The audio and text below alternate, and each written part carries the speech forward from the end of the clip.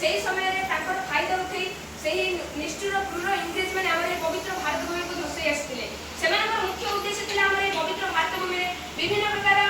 वाणिज्य कोठी निर्माण कर तेणु से आम पवित्र भारत भूमि में वाणिज्य कोठी निर्माण करने सहित आम भारत वर्षर धन संपत्ति को लुठन कर देश को नहीं जाते आहरी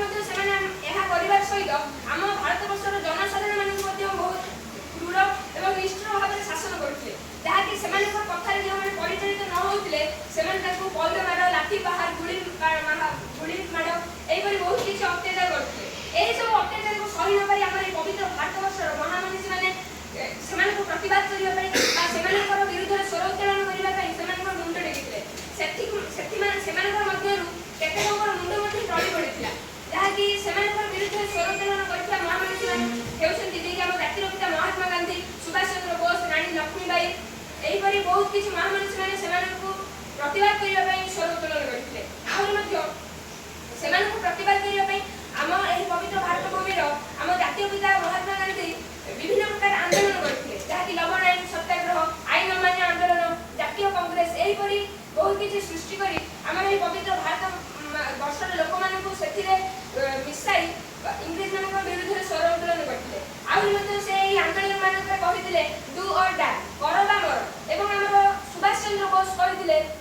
मत रक्त दियो मु तुमको स्वाधीनता देवी यहीपरी स्वर उत्तोलन से इंग्रेज मान विरुद्ध में करते आहरी आम पवित्र भारत भूमि ओडिशा माटी जड़े महावीर जे कि उत्कलमणि गोपबंधु दास कहते विश्व मोर देह एदेश माटी देशवासी चली जाते तेणु यहीपरी स्वर उत्तोलन इंग्रेज मान थरहर करता जहाँफल से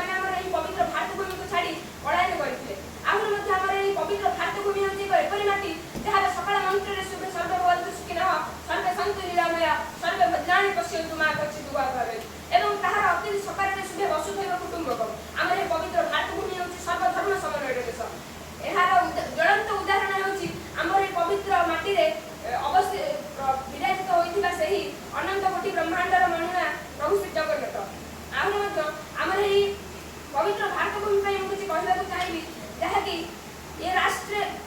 भारत एक जमीन का टुकड़ा नहीं चलता फिरता राष्ट्र पुरुष है ये भारत एक जमीन का टुकड़ा नहीं चलता फिरता राष्ट्र पुरुष है ये अर्पण की भूमि है ये तर्पण की भूमि है इसकी कण में शंकर है आहरी पवित्र भारत भूमि प्रतीक जहाँकि तिरंगा पताका यह आमको शांति मैत्री एकता और सद्भावनार प्रेरणा देଉଛି जहाँफल आमर से समय जो स्वाधीनता संग्राम चलता से महान वीर मैंने आमर ये जातिर लोक मान एकत्र कर एकतार सृष्टि करते जहाँकि तेणु कथार अच्छी एकता ही बड़ यूनियन इज स्ट्रेंथ तेणु आजिका समय से एकता लोप पाई आम मध्य जहाँकि आमर लोक व्यक्तिगत जीवन को आपणाई एवं जातीय जीवन को भूली जाइए तेणु से तिरंगा पताका मुझे कहबी जहाँकि ना मुझे धन चाहिए ना मुझे धन चाहिए मुझे तो बस मेरा